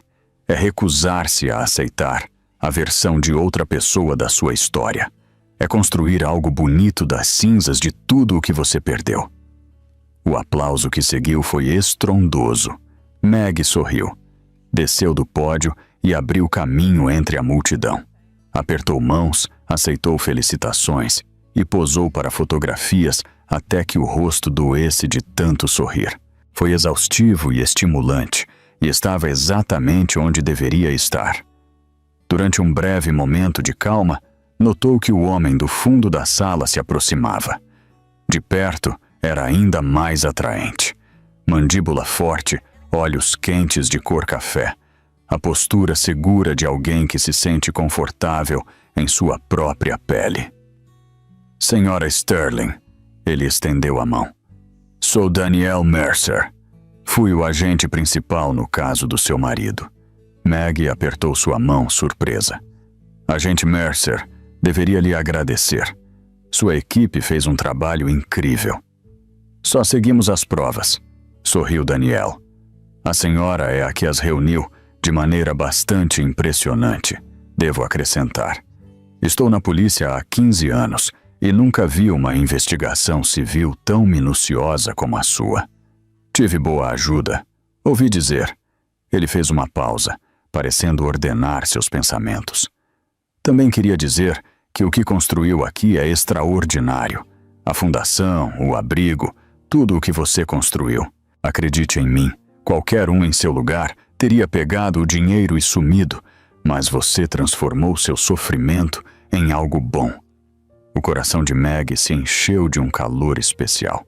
Obrigada. Suas palavras são muito importantes para mim. Ficaram um instante em um silêncio agradável, observando as pessoas irem e virem. Olha, sei que talvez não seja o momento, rompeu o silêncio Daniel. E de verdade entendo se me disser que não, mas me fascinaria saber mais do que você faz. Talvez um dia tomamos um café. Meg o olhou fixamente, procurando qualquer rastro de mentira ou alguma intenção oculta. Mas não viu nada disso. Só um interesse sincero e uma pitada de esperança nervosa. Agente Mercer, disse ela, fazendo uma pausa. Me chame de Daniel, por favor. Ele sorriu para ela. Acho que eu adoraria. Mais tarde naquela noite, quando o baile finalmente terminou, os convidados foram embora e a equipe começou a recolher tudo. Meg saiu para tomar um pouco de ar. A cidade se abria à sua frente, com seus milhões de luzes que brilhavam na escuridão, como se fossem estrelas caídas na terra. Seu celular vibrou. Era uma foto de Eleanor, a babá de Lily e Rose. Estavam dormindo em seus berços, tão tranquilas, tão perfeitas. Meg levantou o olhar para o céu e se lembrou de seu pai, aquele homem calado que deu tudo para cuidar dela, que lhe deixou uma herança que ela nem imaginava, e a fortaleza para aceitá-la quando fosse o momento. Conseguimos, papai, sussurrou na quietude da noite. Tudo o que você sempre quis para mim, tudo o que sonhou, nós conseguimos. Uma estrela pareceu brilhar com mais força, embora talvez fosse só ideia dela. Meg sorriu, guardou o celular na bolsa e foi procurar seu carro. Tinha que voltar para casa com suas filhas. Tinha uma fundação para dirigir e todo um futuro pela frente. E quem sabe, talvez um encontro para tomar um café com um agente do FBI muito bonito, que não a via como uma vítima, nem como um símbolo, nem como a milionária. Ele simplesmente a via como a mulher que era, e com isso bastava. Meg Reed não buscou vingança. Encontrou algo muito melhor. Recuperou sua vida, uma vida que ela mesma forjou com suas mãos, sob suas próprias regras, e para o futuro de suas filhas. Se há algo que nos ensina sua história, é isto. Nunca subestime uma mulher que já não tem nada a perder, porque ela já não teme a nada e tem tudo pelo que lutar. A mulher que tentaram fazer em pedaços se tornou a que os desfez, mas não com ódio nem com vingança, mas com a verdade, com sua força interior e recusando-se a ser a vítima de ninguém. Esse é o tipo de poder que ninguém pode te arrebatar. É o final que todos nós merecemos. E para Maggie Reed Sterling, isto apenas começava. Se a história de Maggie te deixou arrepiado, aperte o botão de curtir agora mesmo para mandar muito apoio.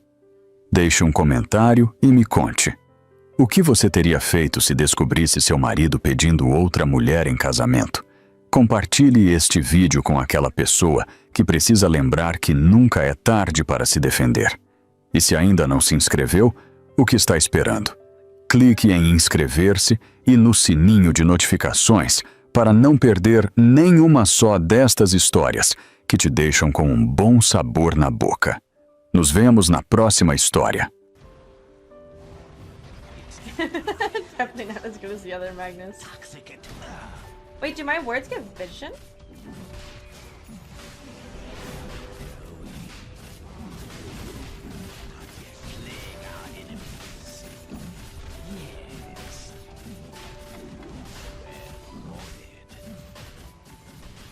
Kind of broken.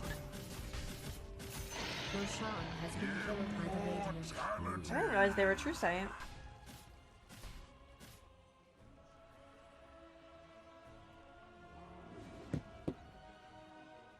Yeah. It gave vision of the thing. Are you Techie's mines aren't invisible anymore? You can see them? It showed the mine. Vim and Venom.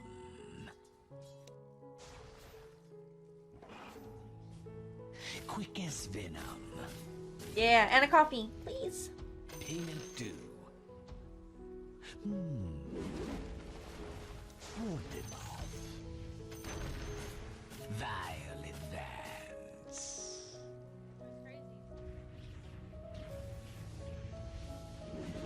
My venom flows.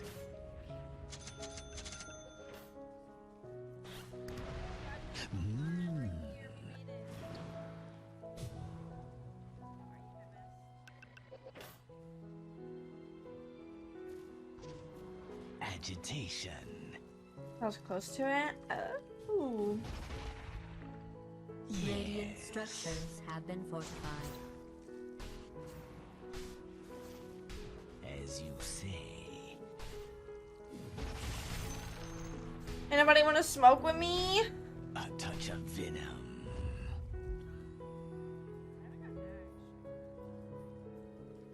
Agitation. We have Aegis though. What are we waiting for? Got mines down here. Quick as venom.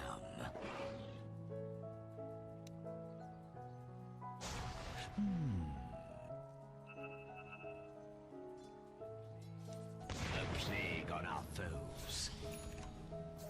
Vile advance. My enemy succumbs. A touch of venom. Waste of a smoke. As you say.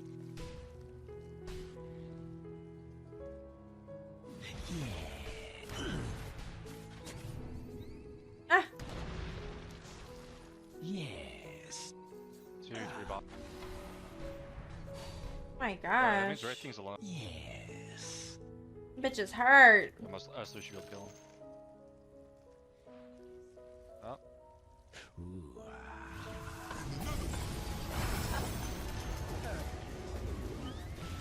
My Lush is online, boys. watch the bait.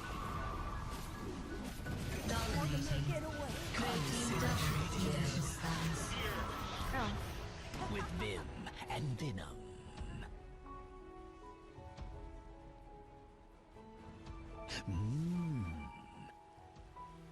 Shield rune top, shield rune. Oh my god. I'm under attack. As I was ambitious. well warded. Oh. Going. Impaled. What's he saying? Vile advance. Thank you. Your top tower is under attack. Been out for a while. Good luck in your games. Thank you. Thank you for the raid again. I appreciate you. can't run from the venomous one. Yes.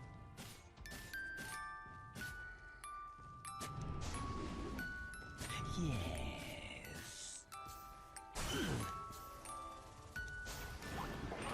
With Vim and Venom.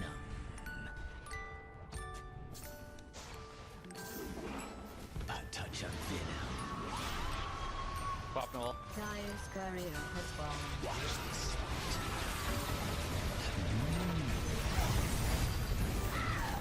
Double kill. spot. An exquisite. Oh, he popped back. The buyback.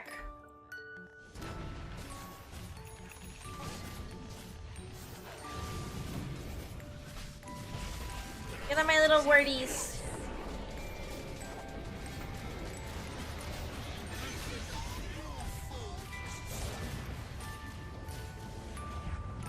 Those people had families. Nice.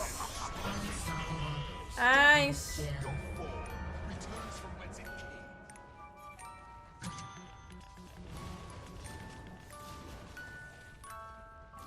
Coffee time, baby. Dire structures have been fortified. Your top tower is under attack. So good. This is the hardest part of being an impartial announcer. I have Balancing how little I care horchata about horchata anything that's happening here. creamer. Your top tower is being attacked. Oh, it's so good. Back from Fuck me death. up. Agitation. Your top tower It's hitting is me. Get under out of here, siege. freak.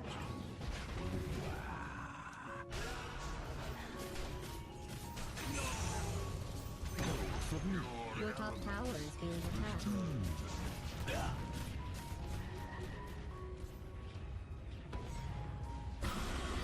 Quick as venom.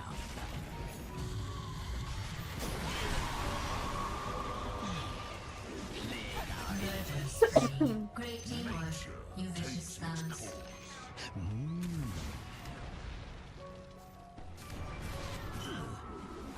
The fuck was that? Touch of venom.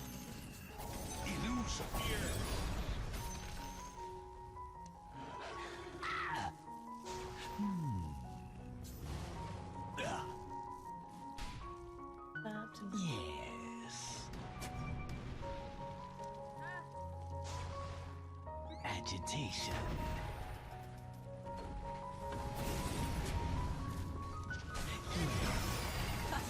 Great teamwork, you vicious thugs. Yes. Payment due. Oh, he's crazy. Sweet toxin. Dominating. Oh, we're doing it. The enemy's bottom tower has been destroyed. The enemy's bottom barracks has been destroyed. Good vibes, ladies online. We're here. We made it. Quick as venom. Let's be honest, it probably How are you, won't. chemist? My venom flows. Oh, he's crazy.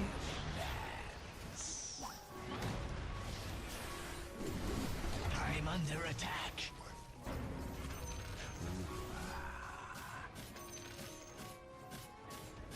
He was ambitious. As you say. I haven't gotten Ags. Should I get Ags? Okay. Impaled.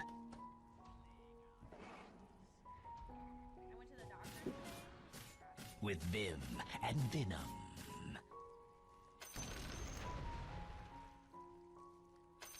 Yeah, a plague on our foes. Yeah, ward them off. I appreciate the lurk. Thank you. Agitation. I am envenomed. As you say. In the club. That's 40%. What does that mean? My venom flows. Yeah, I'm about to turn 26.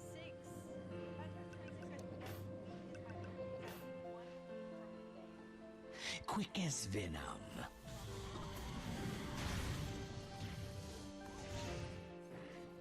Impaled. Why's your fountain lime green? What are you talking about? What color is it supposed to be? Touch of venom. Venom's vengeance. Going. Ah, Haste. Dire's courier is gone. I'll do to take still in the song? Wait. There you go. Oh. Allies disappear.